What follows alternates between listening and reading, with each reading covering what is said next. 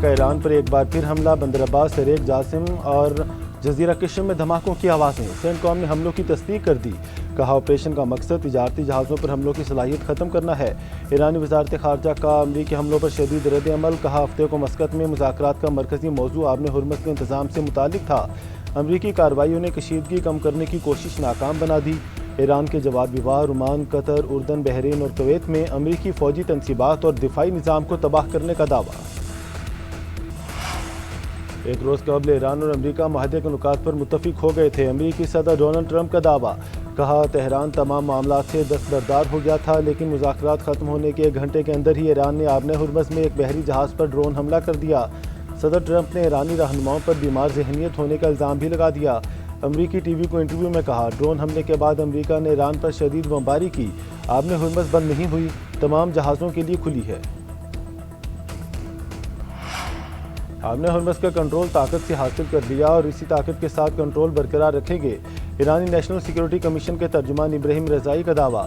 ایرانی سرکاری میڈیا کے مطابق یہ اقدام ایک بحری جہاز پر انتباہی فائرنگ کے بعد کیا گیا۔ ایران کا دعویٰ ہے کہ جہاز غیر منظور شدہ اور غیر قانونی راستے سے گزرنے کی کوشش کر رہا تھا۔ آبِ ہرمز خطے میں امریکی مداخلت کے خاتمے تک بند رہے گی، پاسداران انقلاب کا آبِ ہرمز میں دوسرے جہاز کو بھی نشانہ بنانے کا اعلان۔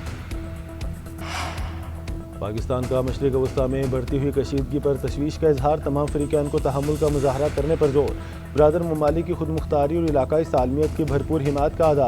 دفتر خارجہ کے ترجمان طاہر اندرابی کا کہنا ہے، حالیہ واقعات خطے میں کشیدگی میں مزید اضافے کا باعث بن رہے ہیں، تمام فریق فوری کشیدگی میں کمی کے لیے عملی اقدامات کریں، اسلام آباد مفاہمتی یادداشت کے تحت اپنے وعدوں کی پاسداری کریں۔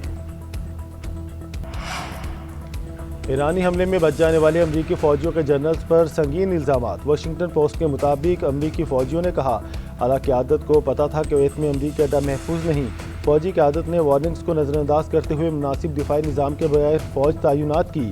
حملے کے بعد سینئر کمانڈرز امدادی کارروائیوں کی بجائے عمارت چھوڑ کر بھاگ گئے، زخمیوں کے طبی انخلاء کا بھی مؤثر انتظام نہیں کیا گیا، داخلی تحقیقات میں کسی فرد کو ذمہ دار ٹھہرایا گیا، نہ ہی پینٹاگون میں کسی کے خلاف کارروائی کی سفارش کی گئی۔ فوجیوں کے لواحقین کا پینٹاگون کے رویے پر شدید مایوسی کا اظہار، کویت پر ایرانی حملے میں 6 امریکی فوجی ہلاک اور 30 زخمی ہوئے تھے۔ ملک کو دہشت گردوں سے پاک کرنے کا مشن، پاک فوج ایف سی بلوچستان اور پولیس کا مشترکہ آپریشن شعبان جاری، سیکیورٹی ذرائع کے مطابق فتنہ خارج کے خلاف فضائی اور زمینی کارروائیاں مسلسل جاری ہیں، تازہ کارروائیوں میں مزید 7 خارجیوں کو جہنم واصل کیا گیا، ہلاک دہشت گردوں کی مجموعی تعداد 71 ہو گئی۔ 5 جولائی سے اب تک آپریشن شعبان اور دیگر انٹیلیجنس آپریشنز میں 109 خارجی مارے گئے، اسلحہ، دستی بم اور دیگر سامان برآمد۔ وزیر داخلہ محسن نقوی کا کامیاب آپریشن شعبان پر فورسز کو خراج تحسین۔ قطر کے سابق امیر شیخ حمد بن خلیفہ ال ثانی 74 برس کی عمر میں انتقال کر گئے، نماز جنازہ کے بعد سپرد خاک کر دیا گیا۔ قطری حکومت کا ملک بھر میں 4 روزہ سوگ کا اعلان، صدر مملکت آصف علی زرداری اور وزیر اعظم شہباز شریف کا اظہار افسوس۔